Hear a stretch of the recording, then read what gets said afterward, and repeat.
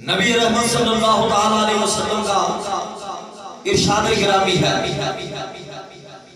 اللہ کے نبی فرماتے ہیں من قرأ القرآن وحفظہ وعمل بما فیہ البس والداہ تاجا یوم القیامت ضوءہ احسن من ضوء الشمس۔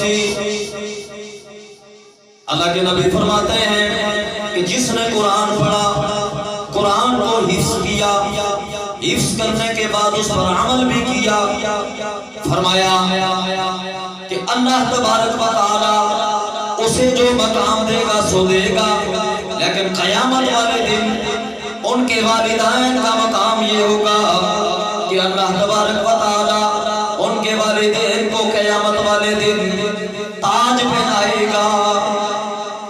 وہ تاج کیسا تاج ہوگا؟ ارے وہ دنیا کے تاجوں کی طرح تاج نہیں ہوگا۔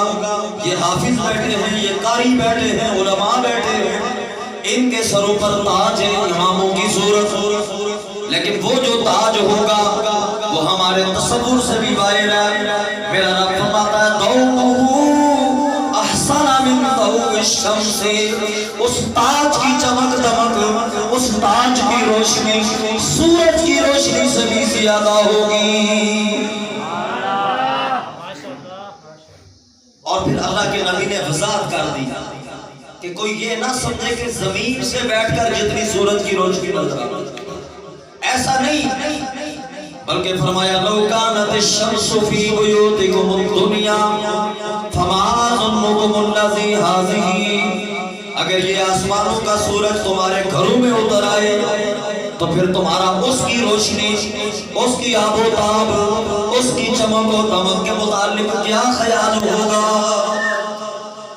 او کما قال علیہ السلام۔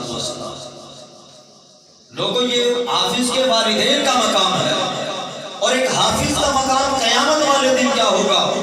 حافظ قرآن کو رب کی بارگاہ سے یہ حکم ہوگا، اے حافظ قرآن آج تو اس طرح قرآن پڑھتا جا جس طرح تو دنیا میں قرآن پڑھتا تھا، جس لے کے ساتھ پڑھتا تھا، جس طرز کے ساتھ پڑھتا تھا، جس ترنم کے ساتھ پڑھتا تھا، جس حضر کے ساتھ پڑھتا تھا، جس مشق کے ساتھ پڑھتا تھا، آج تو اس انداز سے قرآن پڑھتا جا اور جنت کی منازل، جنت کے درجات طے کرتا چلا جا۔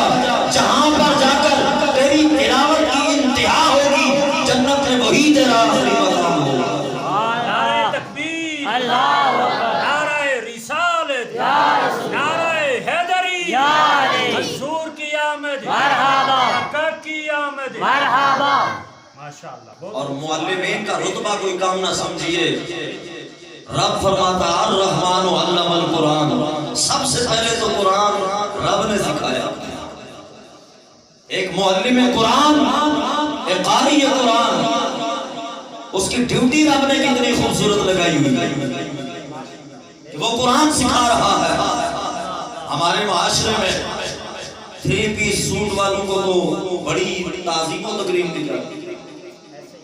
ہمارے معاشرے میں ڈی سی، اے سی، ایس پی اور کوئی تھانے دار اگر ہمارے معاشرے میں آ جائے اسے تو بڑا مقام دیا جاتا ہے، مرتبہ دیا جاتا ہے، بلکہ اس کی ایک مثال یوں سمجھ لیجئے کہ اگر کسی کی یہاں کوئی مر جائے، جنازہ پڑھائے تو عالم، اس کے بعد تیسرے دن کی دعا کے لیے بھی عالم، 10ویں کی دعا کے لیے عالم، جمعرات کی دعا کے لیے قاری اور عالم، علماء، حفاظ، پڑھنے کے لیے بھی مدارس کے بچے۔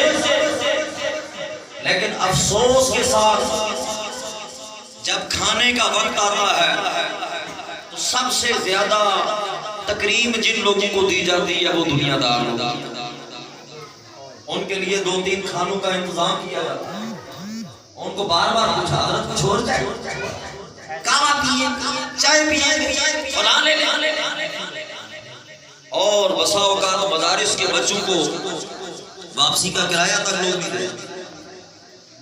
یہ ہماری بدبختی کی انتہا ہے، اور یہ لمحہ فکریہ ہمارے لیے۔